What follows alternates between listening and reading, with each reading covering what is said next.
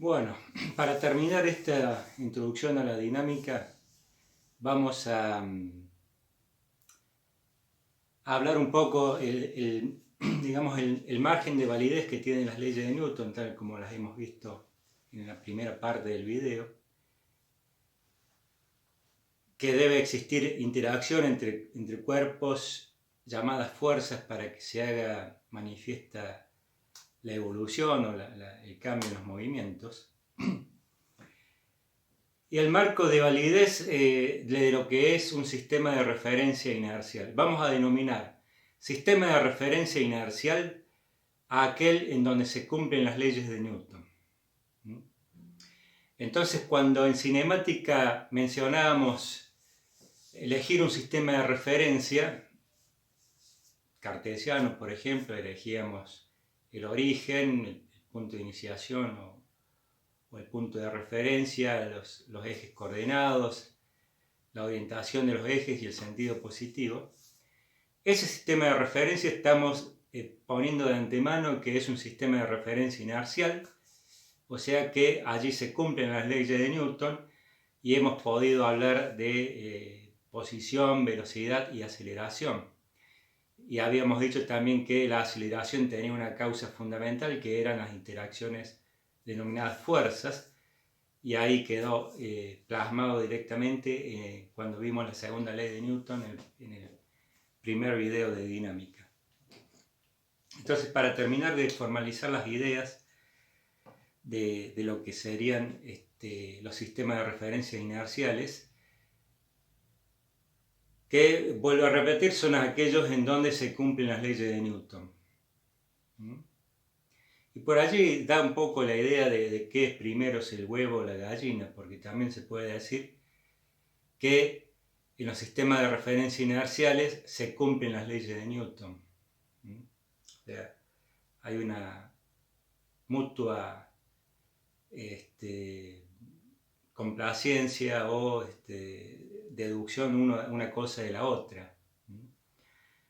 Por otro lado, bueno, ¿dónde no se cumplen las leyes de Newton? En los sistemas de referencias no inerciales, que son los acelerados, básicamente. Vamos a mencionar un par de ejemplos muy fáciles de deducir o de interpretar, y luego vamos a ver unos ejemplos que ya son un poco más complicados, que están en el libro de Roederer. Les voy a mencionar ahora y vamos a hacer una explicación cualitativa. No vamos a entrar justamente en el mecanismo para no extender mucho el desarrollo. Y bueno, la primera cuestión es, por ejemplo, cuando vamos en un automóvil o en un colectivo, va de suyo que aceptamos, por ejemplo, que la calle o la superficie terrestre es un sistema de referencia inercial. Ya vamos a ver las limitaciones de esto. Pero, evidentemente, si tomamos un colectivo y arranca, experimentamos una fuerza que nos tira en sentido contrario a la velocidad de arranque, ¿no? Entonces, ¿cómo es eso? Aparece una fuerza, observemos el colectivo como si fuese el sistema de referencia y no sabemos que vamos en un colectivo y de repente hay una fuerza que nos tira hacia atrás. No, sin ninguna interacción aparente con ningún cuerpo que pueda decir, bueno, acá vale el principio de acción y reacción, porque no es así. La fuerza esa es una fuerza denominada inercial y aparece en ese sistema en particular, sistema acelerado con una aceleración, supongamos una aceleración en un sistema rectilíneo, ¿no? En un movimiento rectilíneo. Entonces aparece esa fuerza y hace un empuje de tal manera que si yo no me agarro de algún lado, voy a tener una aceleración en ese sistema de referencia. Entonces, ahí el tema es que esa es una fuerza no inercial y el sistema de referencia, perdón, es una fuerza inercial, el sistema de referencia es no inercial. Por ahí las palabras no juegan muy a favor en la descripción, pero se define así. La fuerza es inercial, esa fuerza misteriosa. Ahí sí que podríamos hablar de un ente abstracto, porque aparentemente no debería existir esa fuerza si no me doy cuenta que estoy en un sistema acelerado. Y el sistema de referencia es no inercial. Otro ejemplo es en una curva, justamente también, porque en una curva existe lo que se denomina, ese ejemplo mismo, voy en el colectivo y tomo una curva. Aparente una fuerza lateral, radial al movimiento, que me tira hacia afuera de la curva. También es una fuerza inercial. ¿Por qué? Porque en ese momento el colectivo es un sistema de referencia no inercial, porque está tomando una curva, supongamos, colectivo, y para los pasajeros aparece una fuerza aparente, que es la fuerza, esta tiene nombre, fuerza centrífuga.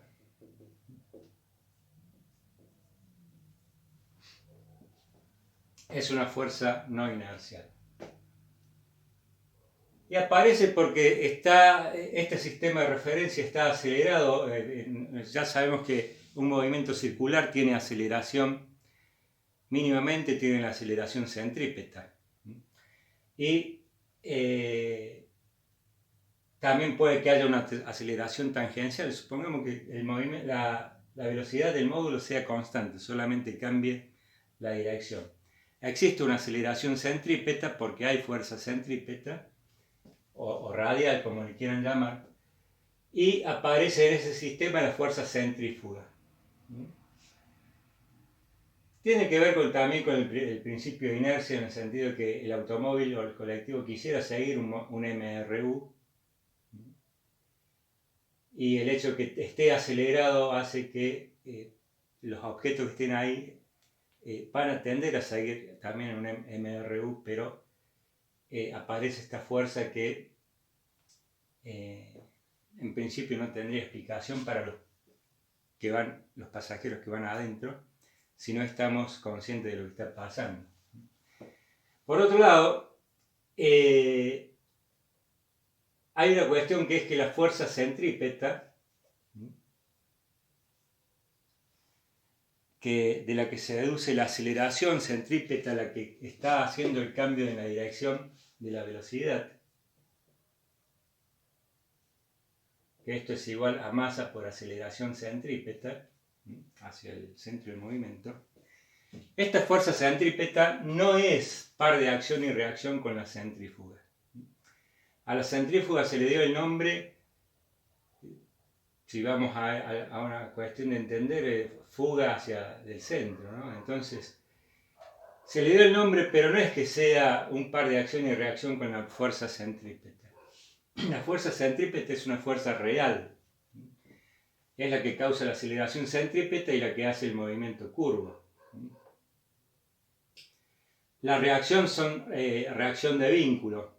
Si el colectivo le aplica una fuerza al pavimento a través de la fuerza de rozamiento, el pavimento le aplica la fuerza igual y opuesta al colectivo.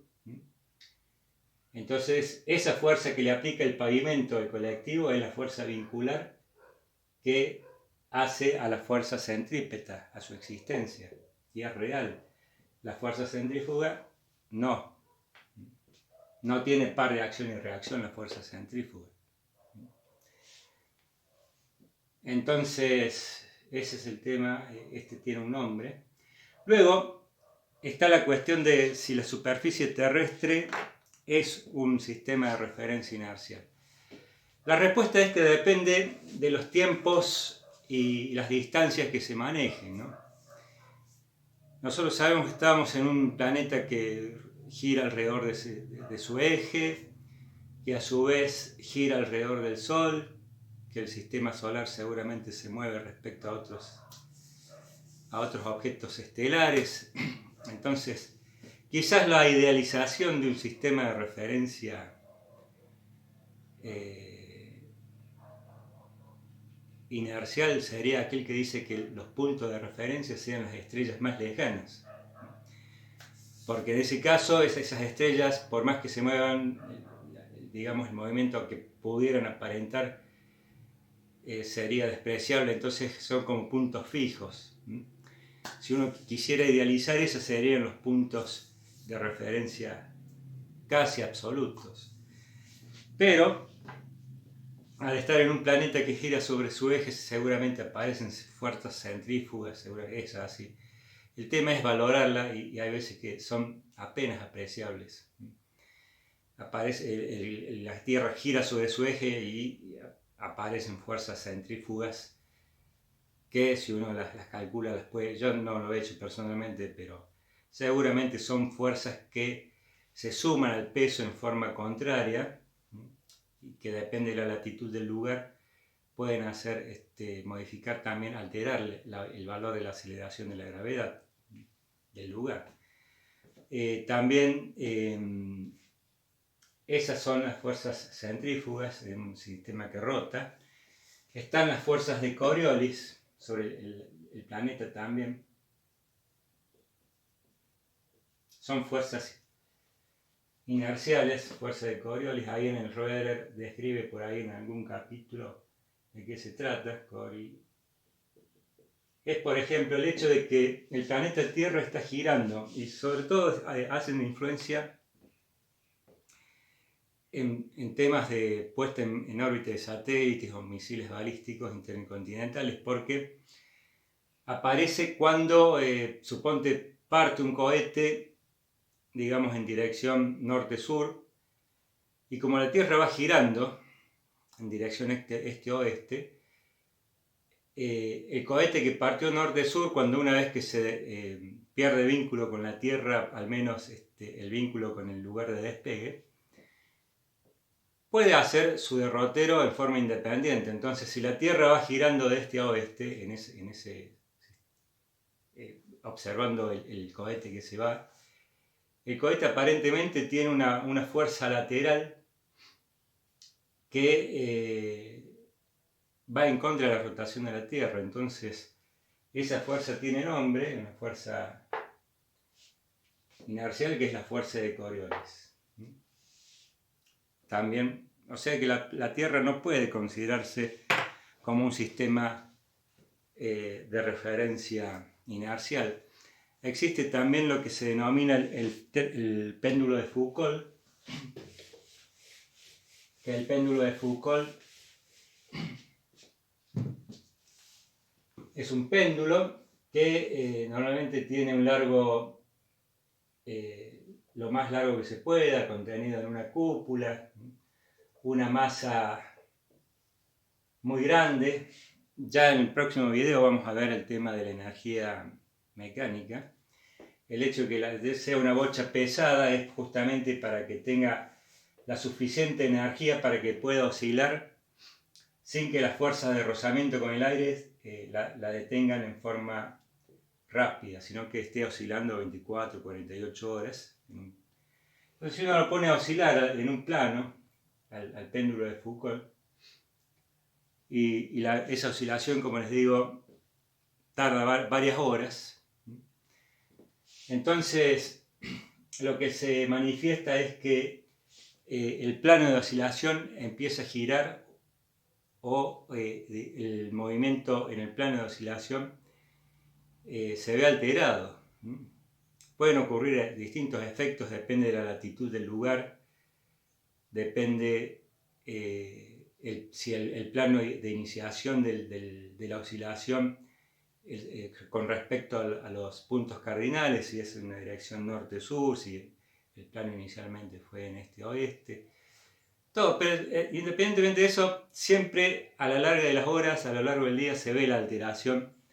Puede que el plano respecto a una pared fija al suelo empiece a girar, puede ser que se desarrollen figuras que salen de una esfera, y puede ser que empiecen a oscilar como un óvalo o una elipse.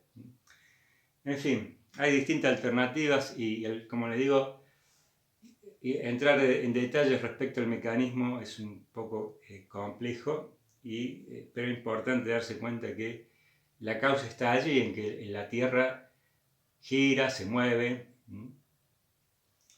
No es absolutamente un sistema de referencia inercial.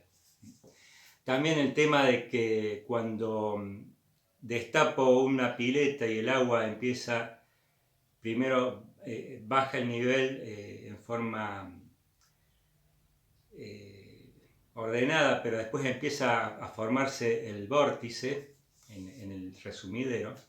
El giro de ese vórtice también está relacionado con el giro de la Tierra y las fuerzas, seguramente todo un combo de fuerzas centrífugas, fuerzas de Coriolis, están allí manifestándose en el momento en que se desagota una pileta con el giro que toma el agua, ese torbellino. ¿Por qué aparece, no?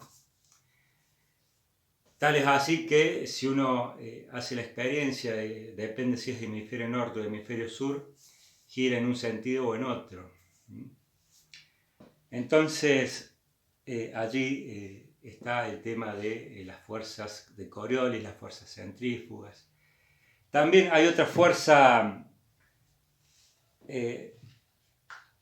inercial que aparece, ahí Schrödinger también lo explica, el sistema Tierra-Luna. Por supuesto, la Tierra tiene una masa y un tamaño mucho mayor que la Luna, la Tierra la Luna. La Luna está girando alrededor de la Tierra y el mecanismo de la fuerza centrípeta que hace al giro de la Luna, al cambio de la dirección, es la fuerza de atracción gravitatoria que hay entre la Tierra y la Luna, ¿no? La Tierra le aplica una fuerza a la Luna. Entonces, a su vez, la Tierra tiene una masa mucho más grande que la Luna y en apariencia no debería por qué la Tierra entonces sentir algún efecto del movimiento de la Luna. Pero la cuestión es que la Tierra también hay humildemente, o digamos de una manera muy poco apreciable, pero se aprecia justamente por las mareas, es que la Tierra también gira alrededor de la Luna, con un centro de giro, o mejor dicho, hay una órbita que desarrolla la Tierra, una órbita aparente. A medida que la Luna va girando, también la Tierra gira con relación a la Luna, y tiene una órbita con respecto a un centro de masa común. Entonces, ese movimiento orbital de la Tierra alrededor de la Luna, digamos, por decir de alguna manera, hace que aparezcan fuerzas inerciales denominadas fuerzas tidal. Fuerzas tidal, que Ian Schrödinger describe el mecanismo de las fuerzas tidal, que hace que cuando aún haya masa perteneciente a este objeto que está girando, que está por fuera de la órbita, aparezcan fuerzas inerciales que tienden a separar de la órbita estas masas. Entonces justamente el agua, que es una masa que no es que tiene su cierta elongación o cierta capacidad de deformación, el agua, no es un cuerpo rígido. El agua del mar justamente obedece a estas fuerzas tidales y se eleva el nivel del mar justamente por las fuerzas tidal en el eje Luna-Tierra. Como la Tierra da una vuelta cada 24 horas, va de suyo que más o menos aproximadamente cada 12 horas se da la aparición, la plena marea y la baja marea, ¿no? Cada 12 horas se va sucediendo.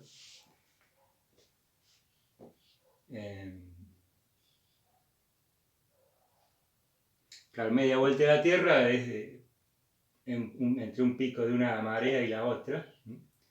Y a su vez a las 6 horas aproximadamente está la baja marea. Bueno, esto es una leve introducción a lo que son los sistemas de referencia inercial y donde contemplamos la validez de las leyes de Newton. Evidentemente, si el sistema Tierra-Luna a su vez gira alrededor del Sol, seguramente aparecerán perturbaciones gravitacionales y que hacen al giro de la Tierra alrededor del Sol, pero son prácticamente despreciables. Entonces, bueno, ahora enseguidamente voy a hacer un video sobre energía.